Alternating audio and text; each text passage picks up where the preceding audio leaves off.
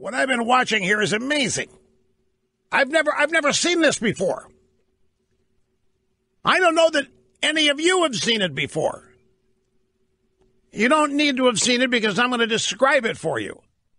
Because that's among the many things that I do. That's why I am America's real anchorman. Great to have you here, folks. Rushbo at 800-282-2882 and the email address lrushbo@eibnet.us. Okay, so the president is having a meeting on the DACA, the Dreamer kids, and a meeting overall about immigration. And in this meeting, he's invited the Democrat leadership to come up there. There's Senator Turbin is up there. And any number of other Democrat leaders. And the press has been brought into the room where the meeting's taking place. And Trump is talking to the press about the issue. Steny Hoyer is seated at Trump's left. And Trump is conducting the meeting in front of the press. And he asked Dick Turbin, the senator of Illinois, and the Democrats, tell me what you want. Tell me what your immigration deal is. And so there are the cameras, and there are the drive-bys, and Turbin and the boys are having to tell Trump what they want with the cameras running, which means the drive-bys are not going to be able to recharacterize what happened in there. Trump is conducting the meeting, and he's asking these Democrats, tell me what you want. He's letting Turbin and Hoyer have the floor to talk on DACA. They're getting their talking points out right in front of Trump. They're having the meeting right in front of the press, of the drive-bys. Now, it's not happening at the moment. It may be happening in a moment, but the video was just released, and it's just running now. And Trump's sitting there nodding while Hoyer and Turbin tell him what they want. You know, Obama never did this. Obama never had Republicans up for these, and never did it in full view of the media. You know, Obama's reaction to Republicans was, hey, I won, you lost, elections have consequences. But the Democrats, they need the dreamers and they need the illegals because the Democrat Party needs a permanent underclass. As people move upward economically and become more self-reliant and become more self-sufficient, they need the Democrat Party and the government less. And so the Democrats need a permanent underclass. They need to constantly resupply people at the lowest of the economic scale. And that's what illegal immigration's value to the Democrats is. You bring in a bunch of people who can't speak the language, who thus can't work, who can't really function, and you get them on this program and that program, and you make them lifelong Democrats. And that's what the Democrats want. By the way, let me tell you, folks, this has been a point that I have made on immigration going back to 2000. So this is the 18th year, and it's probably longer than that I have made this point, that the Democrats need a permanent underclass. Well, guess what? It has just been admitted to. The Democrats have just admitted that this is exactly what this is all about. Leaked memo. Dreamers are critical to Democrats' future electoral success. The Center for American Progress Action Fund. That's the left-wing bunch that Podesta has run, and Think Progress, Center for American Progress. This is the intellectual hothouse for the radical left agenda in America. They were very instrumental with Obama. It was a lot of Obama's people in it, still are.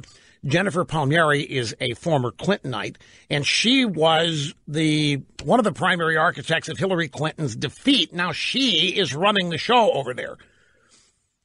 The Center for American Progress Action Fund circulated a memo yesterday calling illegal immigrants brought here at a young age, the Dreamers, a critical component of the Democrat Party's future electoral success.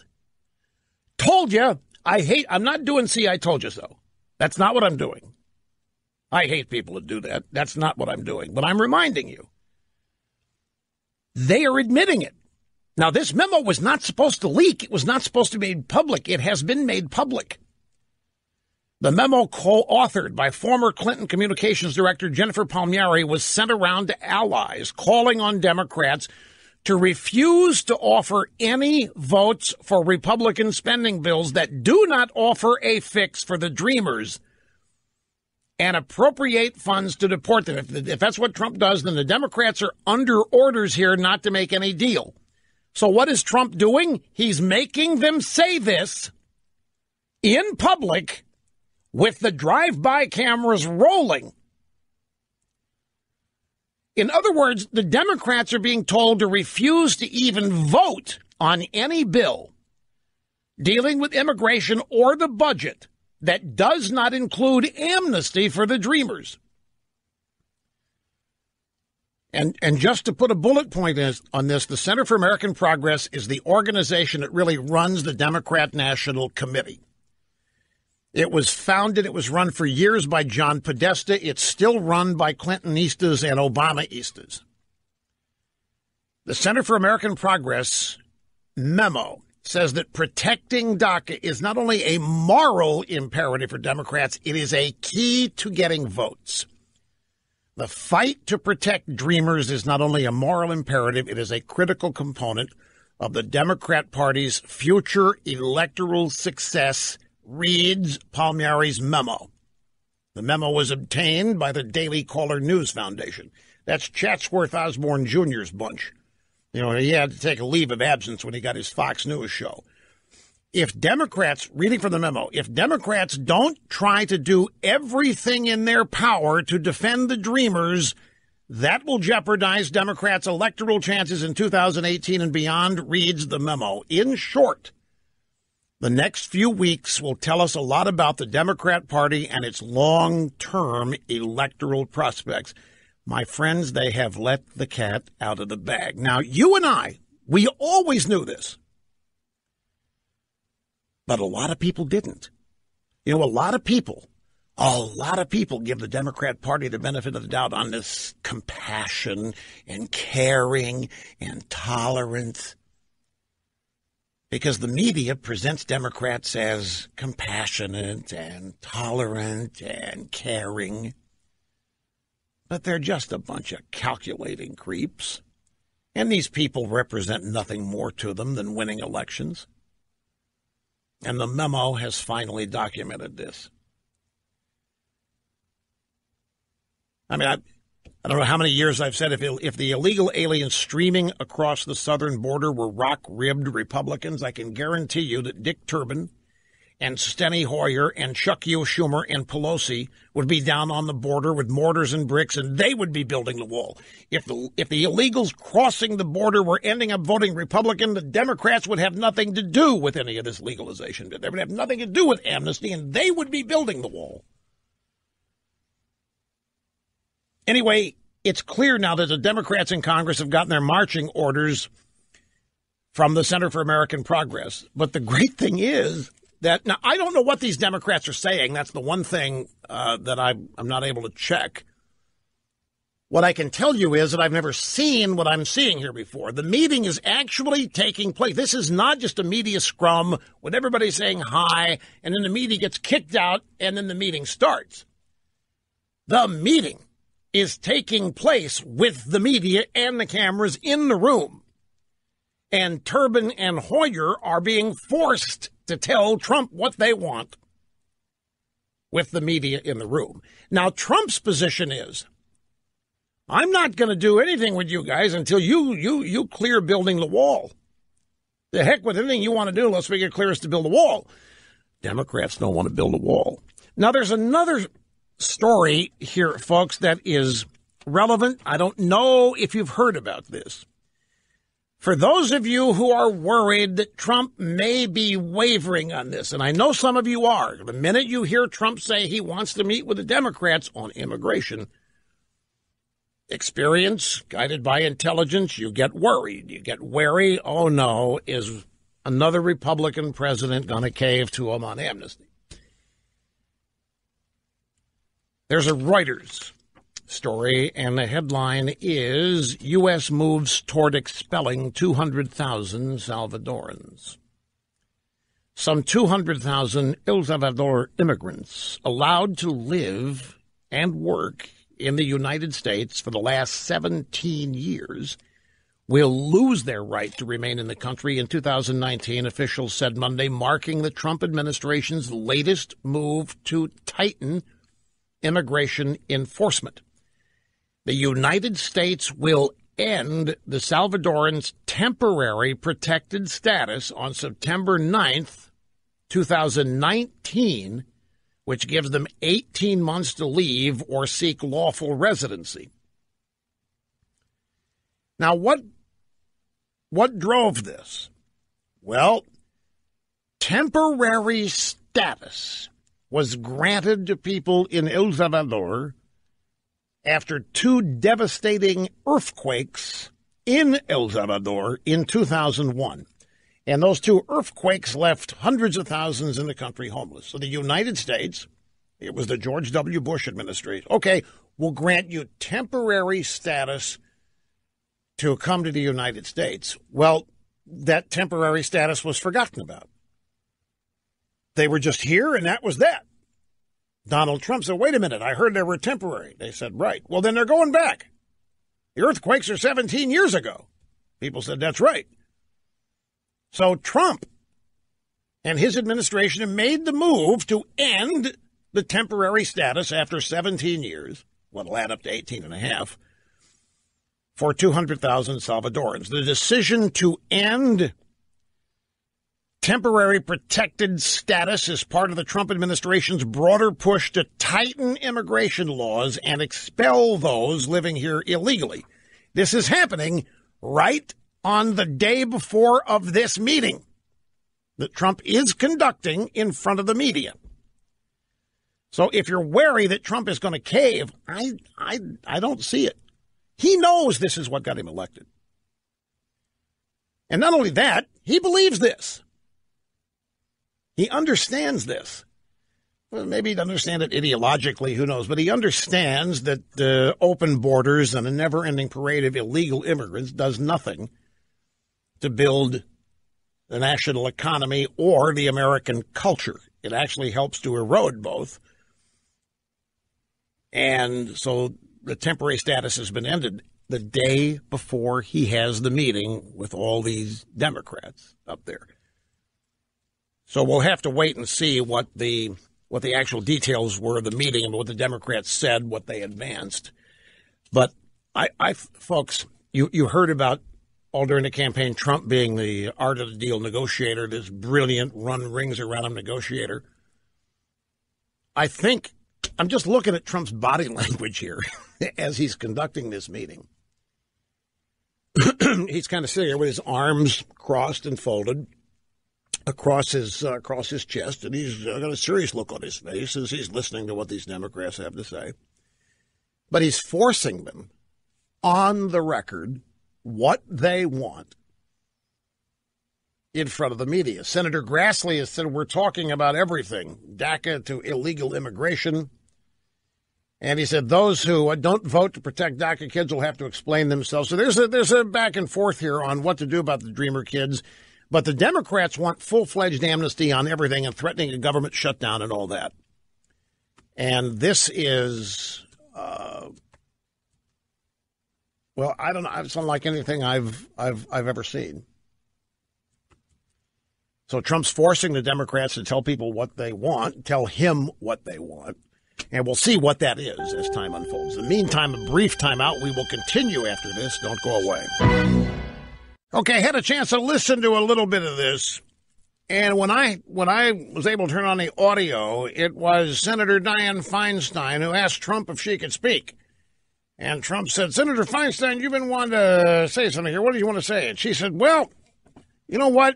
I want to get this done. And I think, President Trump, we need to do a clean DACA bill, but we've had problems in the House.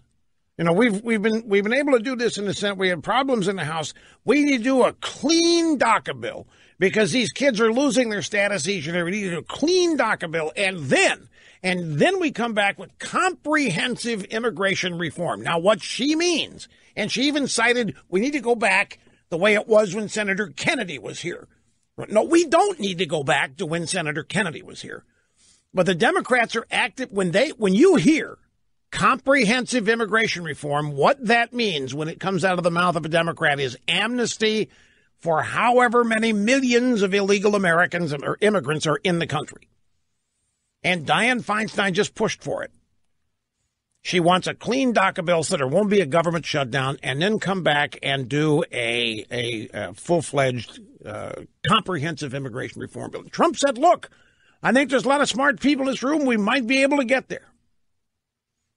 Trump didn't give away in the little that I saw what he thought of what Feinstein said or what he actually wants in this.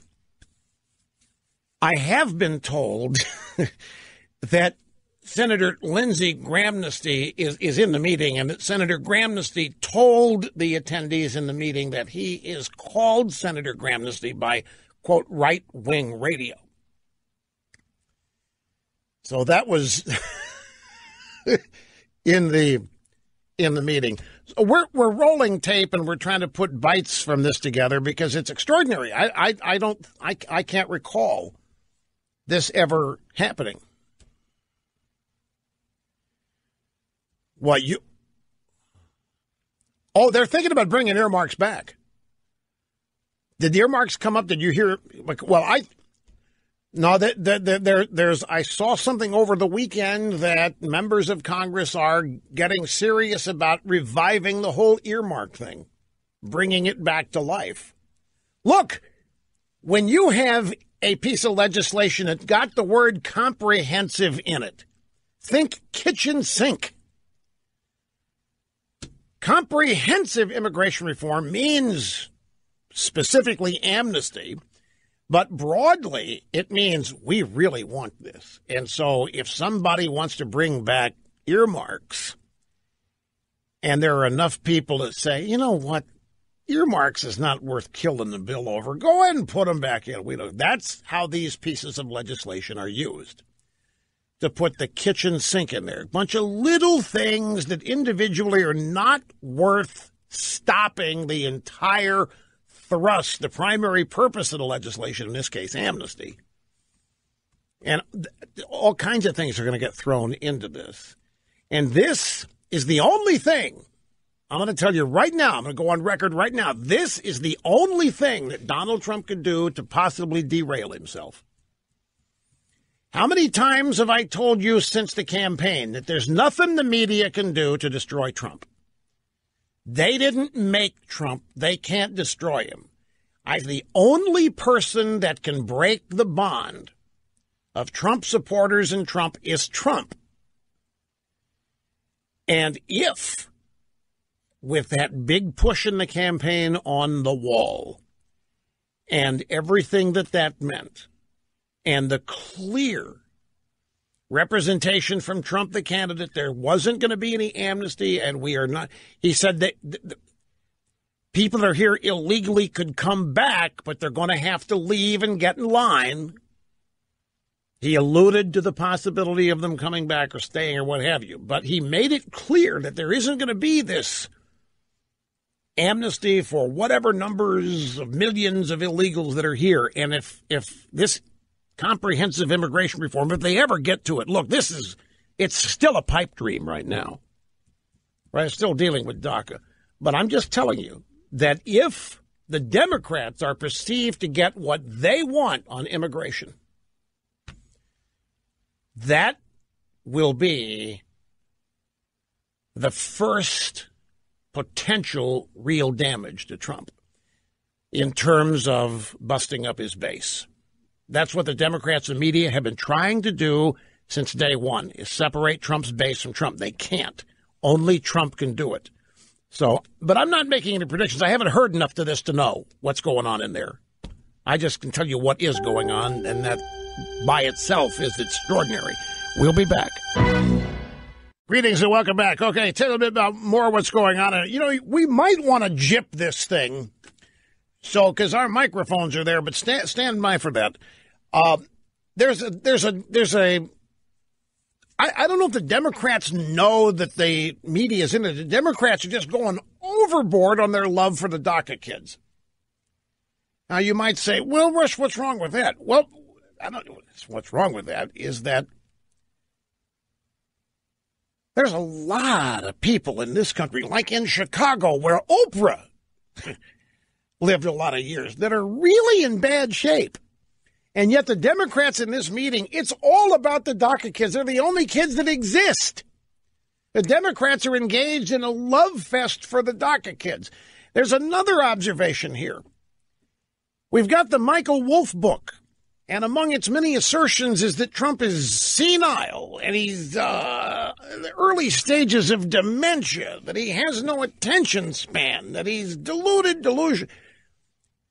CNN and all the cable networks have just spent an hour televising Trump in total control of a meeting, with the Democrats in the meeting showing total deference and respect to Trump. They're not acting like they're talking to an idiot and doesn't know what he's talking about.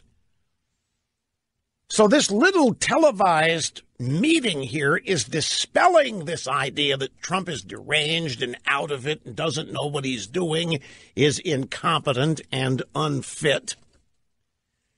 Dianne Feinstein, let me define some terms here for you. Dianne Feinstein said that they want a clean DACA bill. And what she means by a clean DACA bill is no funding for the wall and no end to chain migration. That's what she's openly asking for in this meeting. And remember, we've got the leaked memo from the Center for American Progress, where Jennifer Palmieri writes that the entire value of the Dreamer kids, the DACA kids, is as electoral opportunities, voters for the Democrat Party. So that has leaked. It's not only just a moral imperative, it's key to getting votes. The Democrats' reason for supporting the DACA kids is getting votes. The memo has leaked. Now, it's only been published in the Daily Caller. The drive-by media is not talking about this.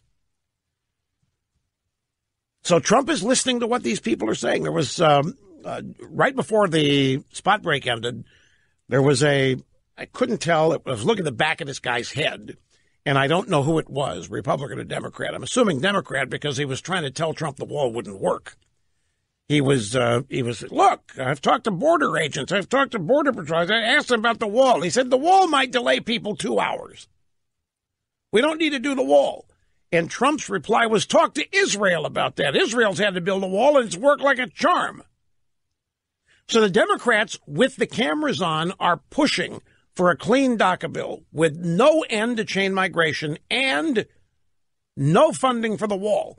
They're asking for that, and then they want, after Trump agrees to that, if he does, comprehensive immigration reform to come after that. Let's jip this a little so you can hear for yourself what's going on. 16 years old.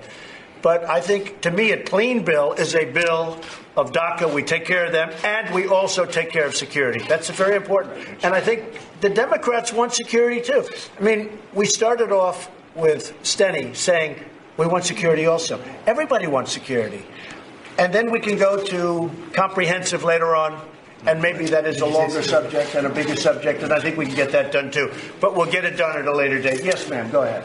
Mr. President, I'm Senator Hirota from Hawaii. As the only immigrant serving in the United States Senate right now, I would like nothing better than for us to get to comprehensive immigration reform. But what I'm hearing around the table right now is a commitment to resolving the DACA situation because there is a sense of urgency. Right. Now, you have put it out there that you want $18 billion for a wall, or else there will be no DACA. Is that still your position? Yeah, I can build it for less, by the way. But you want... I must tell you, I'm looking at these prices. Somebody said $42 billion. This is like the aircraft carrier. It started off at $1.5 billion, and it's now at $18 billion. No, we can do it for less.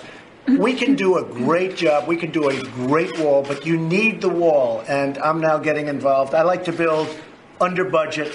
Okay, I like to go under budget ahead of schedule. There's no reason for 7 years also. I heard the other day Please don't do that to me. 7 years to build a wall. We can build the wall in 1 year. Yes, sir. And we can build it for much less money than what they're talking about. And any excess funds, and we'll have a lot of, whether it's a Woolman rink or whether it's any, I build under budget and I build ahead of schedule.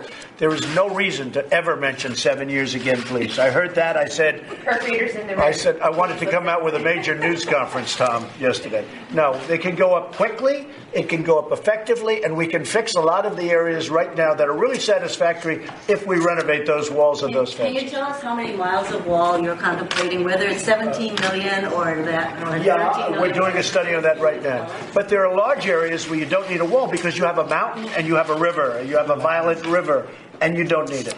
Okay? Senator, it seems to me, I'm not the politically astute person in the world, but it seems to me not much has actually changed here in terms of your positions. No, I think it's changed. I think my positions are going to be what the people in this room come up with.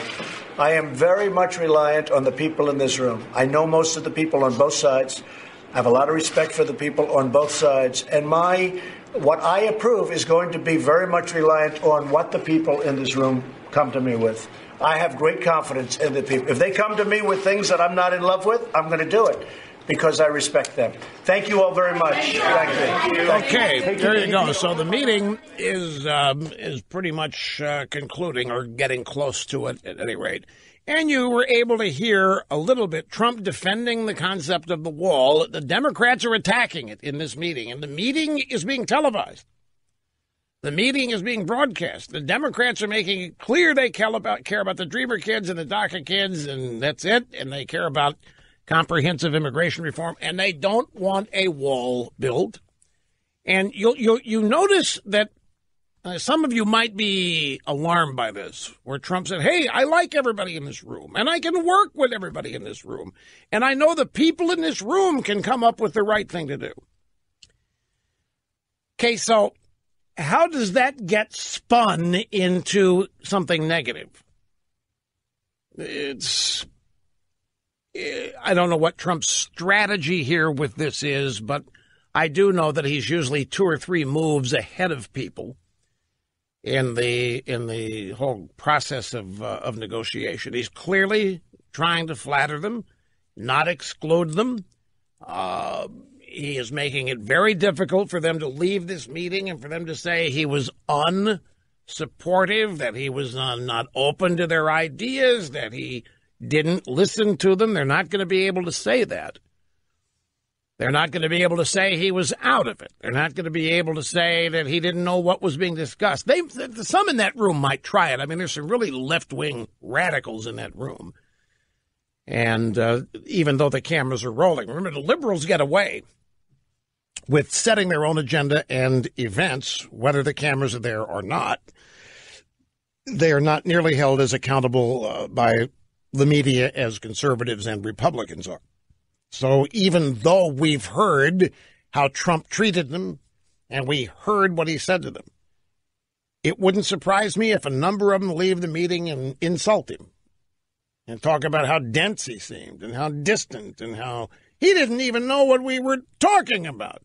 He wasn't even listening to us. I wouldn't be surprised if we hear some of that, because if anybody in that room says it, the media has license to report it. And in the words of somebody else, thereby giving themselves a layer of distance as they continue their assaults on Trump. So we will see. There are people, I can tell you, very worried on the pro-Trump side about this meeting. You're shaking your head in there. Well, there are some. There are some Trump supporters who don't like the way he did this meeting, and they don't like the fact that he said he would do a DACA bill and then come back and do comprehensive. They don't like. Their people think that Trump is getting rolled in this meeting, and so forth. We'll have to see. I am not of that frame of mind. I think there is a keen brilliance in having this televised. We've never seen this, folks. This has not been done. Usually the media is ushered out of the room after 5 minutes or so, where everybody claps and smiles and shakes hands and somebody says what they're going to be talking about, the media is eventually sent packing, but they weren't. The entire meeting took place under the watchful eye of drive-by media cameras. All right, I'm just going to have some bullet point observations here on what I've seen, and please keep in mind that I don't know nearly enough here to give you a comprehensive analysis of what has happened in this meeting. But the first thing, of course, is the obvious observation. I've never seen it before. An actual meeting on a major piece of legislation between the president and congressional leaders, House and Senate, both parties.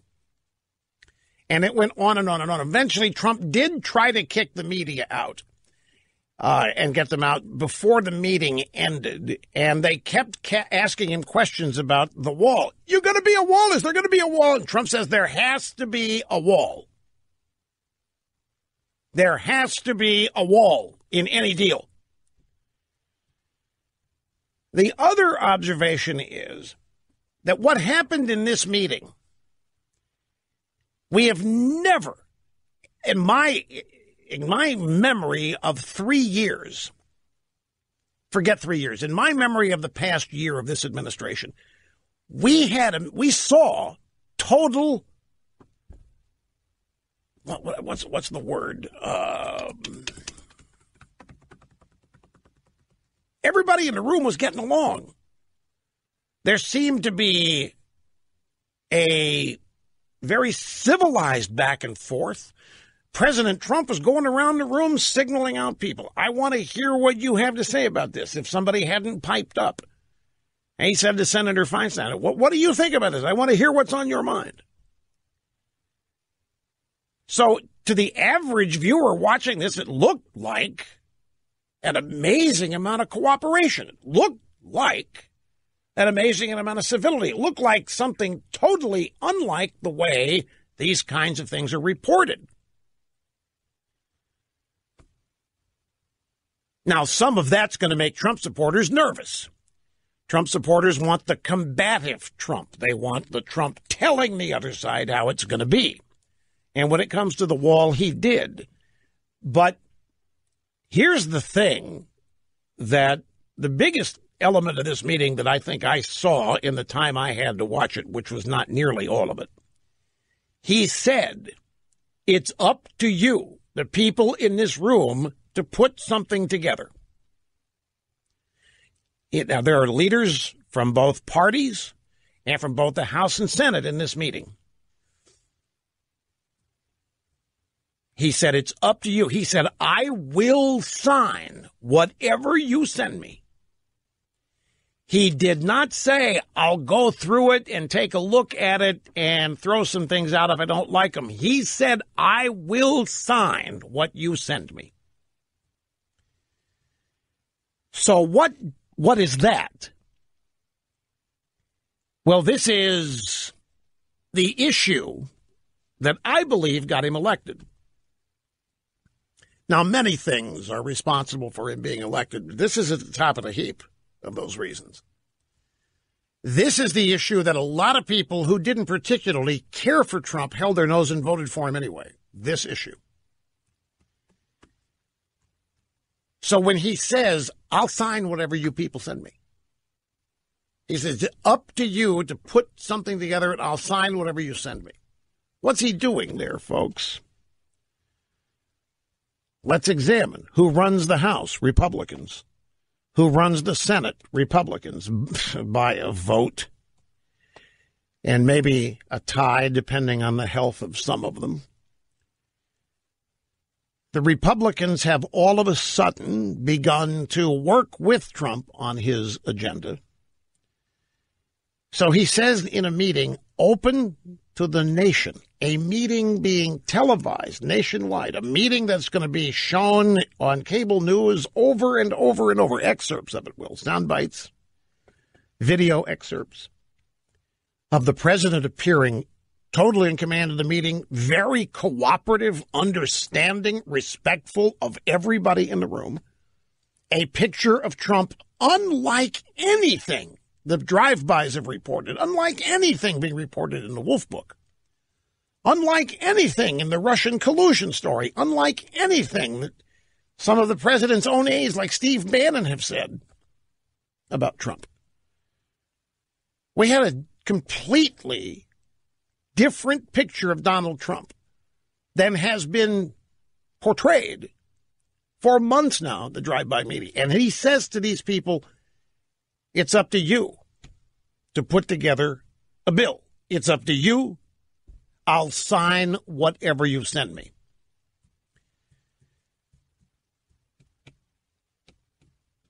So rather than me rushing in here and telling you what I think of that, which I will do at some point, I would love to know what you all think's going on here. So we'll try to get to some phone calls in the next hour where if you want to weigh in on that. But I imagine a lot of you were kind of quaking in your boots. No, you can't say that. You can't say you'll sign whatever they send. Those Democrats, they want amnesty for everybody, and they don't want any wall, and they don't want an end to chain migration. And if they send you that, you'll sign it. He clearly doesn't expect to be sent that. He told them every time he was asked, there isn't going to be a deal without a wall. There isn't going to be a deal without chain migration ending. So, but yet he says, I'll sign whatever you send me. I have confidence in the people in this room to come up with a solution to the problem. I'll sign whatever you send me. What do you think of that? Hi, welcome back. How are you?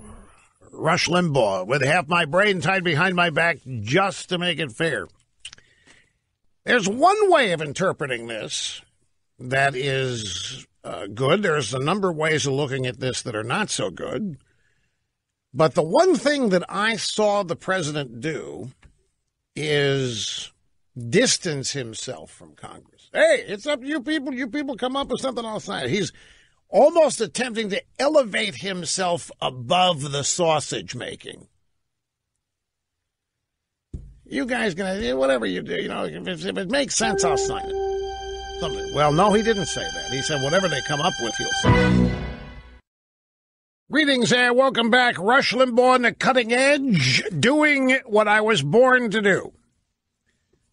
Each and every day from the distinguished and prestigious Limbaugh Institute for Advanced Conservative Studies and Anti-Leftist and Media Studies. Telephone number 800-282-2882. The email address ilrushbo@eibnet.us. Well, my FBI agent story has kind of been pushed aside here, but I'm going to get to it. I'm going to get to it before the hour ends. But we are, at the moment, continuing to discuss the open meeting the president had with lawmakers from both parties, from both houses of Congress, on immigration reform. As you know, there are two things that it seems like we're discussing what the Democrats want. It seems like we're always discussing what they want. And that's the first thing about this that makes me nervous. I always get nervous. I'm sure you do too. And it's instinctive, and it's born of experience. And when I got a note, for example, I got a note from somebody who loves Trump, just loves Trump. It said, my gosh, they're loving this on Fox Business. They're loving it. They're saying the president finally is looking cooperative, and even the Democrats. That's the last thing. When I hear people in the media saying they love it, that's when I start getting nervous. I'm sorry, that's just when I start getting nervous. I don't care if it's Fox Business, Fox News, Fox whatever.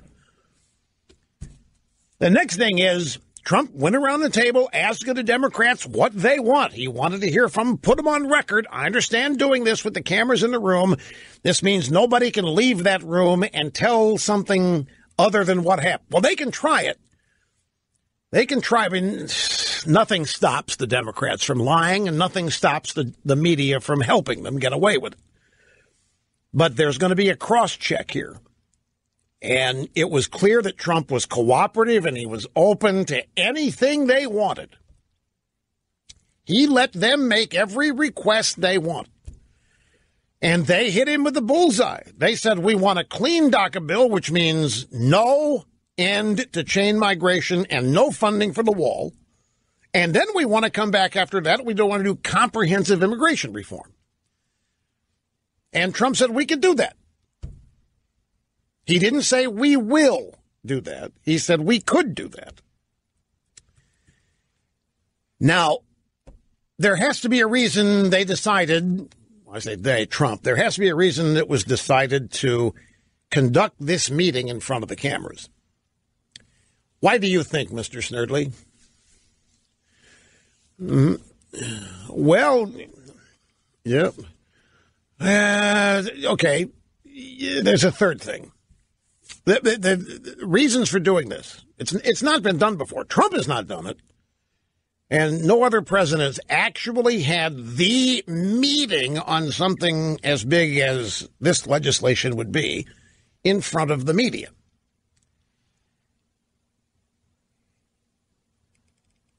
And what if the reason for this was the Wolf Book?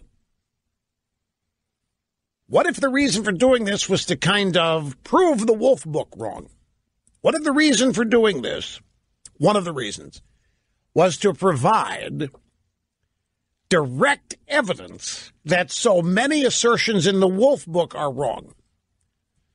Okay, you obviously think that's one of the reasons. Do you think it's good or bad? You think it's good? I could make the case it's being defensive. It's being defensive. Okay, so the media is out there trashing you, and so you say, okay, what can I do to stop the media trash me? Well, what you have to do to stop the media trashing you is start doing what the media wants. Is what the media wants what we want? No. Speaking for myself, I don't want an America that the media does. Okay, so one possible reason to diffuse and deflect and to render irrelevant the Wolf Book. That's not going to happen. Number one, they're never going to give it. I don't care how much Trump gives them. I don't care how much respect Trump shows them. I don't care how much of what they want Trump gives them. They're not going to stop trying to get rid of him. They are still going to try to impeach him, no matter what he does. And I'm on record saying this for as long as I've been saying this. There isn't anything any Republican can do to buy them off. There isn't anything any Republican can do to make them supportive and friendly. Nothing. Okay, so the next reason to do it, put the Democrats on the record. The cameras are there and they're rolling, and the microphones are on. And so the Democrats are on record now. Anybody in America can find out what they really care about. Well, what I saw them say is no different than they've ever been saying about this. They want amnesty. They want no wall. They want the dreamers forgiven. They don't want anything to happen to chain migration. They tried to talk Trump out of the wall. And if anybody thinks that's going to hurt them with who? Trump supporters? Trump supporters already oppose the Democrats. You know, Trump's saying, I hope we can come up with an answer for DACA. I'm hoping that we can come to an agreement. He said, I'll sign whatever you send me. We've got some really smart people in this room who care, and I think that you all can come to an agreement. So now Republicans are kind of asking Trump, well, tell us what you'll sign. The Republicans don't want to be sent out of there with the message, I'll sign what you send me. The Republicans want to know what that is. And Trump didn't specify it. At least he hasn't in terms of what I've been able to see. It was open-ended. I'll sign whatever you send me. Some people could say that sounds like he's passing the buck. I'll sign whatever you send me. I hope it's not what we think it is, because that's a mistake. You can't trust Congress to do the right thing here. They're Democrats. What they want differs from what he wants, at least according to his campaign rhetoric. At any rate, look, time is going to dwindle away here, and rather than wait for things to bounce off of, I want to give you my thought on what happened here today with Trump in this meeting. And I'm going to go out on a limb. And a lot of you are going to have a bit of a problem with this, but I really don't think this meeting was about immigration today. I don't think that's what this, I think the meeting about immigration was the thing, not immigration. I think this was it was a brilliantly conceived and flawlessly executed rebuttal to this stupid wolf book. The pictures tell the tale. Trump is in the room, dominating it, controlling it. He is cooperative. He is open. He's tolerant. He's understanding. He's in total command of over 45 minutes of televised meeting on immigration. He is totally informed on the issues.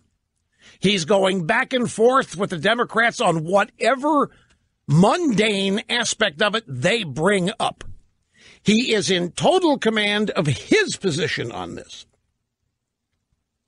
He was firm, and he didn't waver, and he did it while being very amiable. It was not accidental that seated on Trump's right was Dick Durbin and on his left was Steny Hoyer, two prominent Democrats from the Senate and the House. And they were captured by the cameras paying total rapt attention to Trump when he spoke, and they looked totally respectful. And so after you watch this, how would you react to anything in the Wolf Book characterizing Trump as just the opposite of this? And this was the purpose of this today. It was not about immigration. It was to counter the Wolf Book. It was to get rid of it. It was to toss it aside. It was to rebut it. It was to nuke it. It was to dispel it. It was to render it meaningless and to have it seen for what it is, a pack of lies. Now, some people might say, gee, I don't think that was good reason to do this. You don't want to be defensive about it. Well, I'm sure at the White House they'll tell you this wasn't a defensive move, that this was them on offense. But somebody up there figured out, look, people are believing this crap in the Wolf Book, and we're going to have to counter it. And so the way they countered it was by doing something unprecedented, televising an actual meeting on a serious piece of legislation. And, by the way, strip it all away, and it shows Trump eager to get a deal. It shows Trump eagerly cooperating with everybody. It doesn't show Trump beating some people upside the head and telling them to shut up. It doesn't show Trump being domineering and uncompromising. It doesn't show Trump as aloof or unattached or unaware. It does all of the opposite. And that's what the meeting was. But I'm still going to ask if any of you are concerned about that. Well, we'll get to them. I've got, as I say, time is dwindling here, and it always does as we're nearing the end of it. I mean, that's simple mathematics. I'll tell you what else. I think Trump trapped the Democrats. There's no way the Democrats knew the media was going to be in a meeting. No way. The Democrats did not have any idea that the meeting was to show off Trump at work. And that's exactly what this meeting did. And the Democrats are trapped in there. Once it starts, you can see Durbin and Hoyer. I noticed a couple times they're looking a little nervous. They realize what happened to him. Trump's in there, nice as he can be, respectful, in total command, running the show, respectful, open to any idea, nowhere near deranged, unattached, uninterested. None of this boorish behavior that's described, no senility and all that. And so Trump traps the Democrats and the media into showing him in total command. I mean, you look at it from that perspective, the thing is absolutely brilliant. They had no idea. They got sucked in, and they have been used. Even Gloria Borger. Here, grab somebody 31 real quick. Gloria Borger, who is like anybody else in that town, wants Trump gone as soon as she can make it happen, said this on CNN. Can we just take a step back, first of all, and remark upon what we just watched? I mean, this wasn't just cameras in the courtroom.